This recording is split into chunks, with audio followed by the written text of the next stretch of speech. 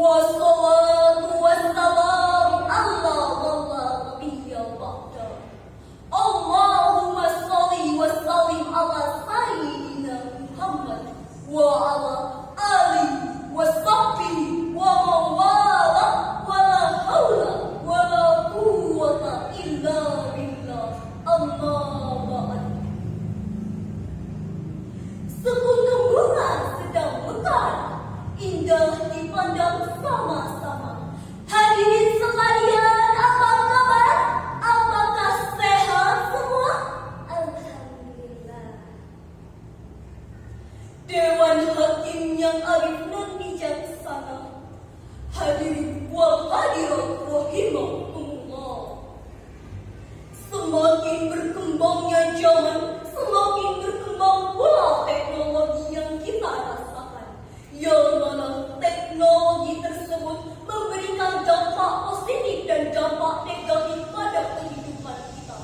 Teknologi informasi misalnya bisa menjadi media pembentukan karakter terpuji atau al-arwahul karimah, dan bisa menjadi media dekadasi moral atau al-arwahul mazmumah.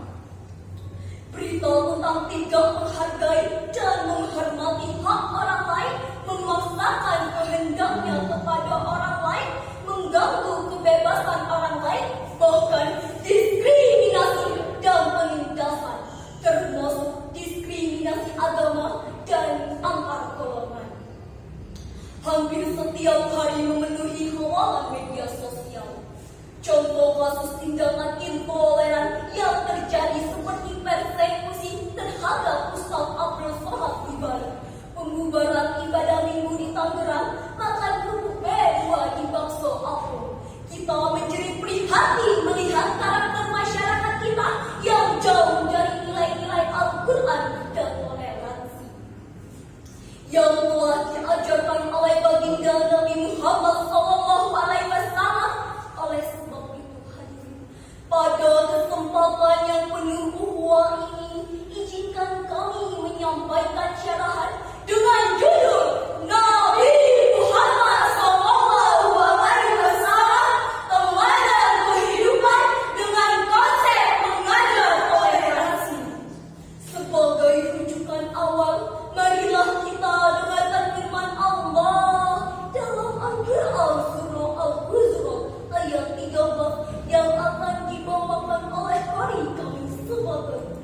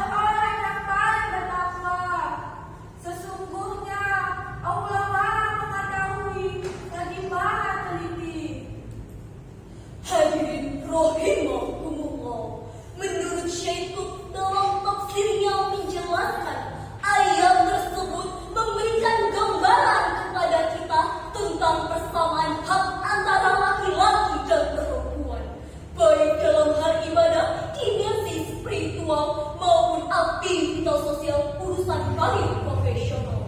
Ayat ini juga mempertegas misi pokok dalam Al-Quran diturunkan adalah untuk membebaskan manusia dari berbagai bentuk diskriminasi dan penindasan, termasuk diskriminasi agama, warna kulit, etnis, dan ikatan-ikatan primordial lainnya.